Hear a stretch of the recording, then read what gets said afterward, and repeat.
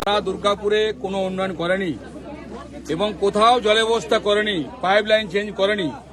আমরা 21-এ এসেছিলাম, ঘুরেছি, তখন জলের সমস্যা ছিল। এবারও নির্বাচনে ঘুরেছি, একই সমস্যা, জল জল জল মহিলারা করতেন, মায়েরা করতেন। আর আমাদের সরকার আসার পরে যে 2.5 মাসের মধ্যে আমরা এই কুড়ুলডাঙ্গা, গল্পনগর, সবুজনগরের পুরো যেখানে ঘন্টার পর দাঁড়িয়ে থাকতেন মায়েরা জলের জন্য, আজ জল ড্রেন দিয়ে বয়ে যাচ্ছে।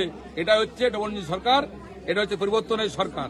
তাই সেই কাজ করতে এসেছিলাম কুড়ুলডাঙ্গাতে।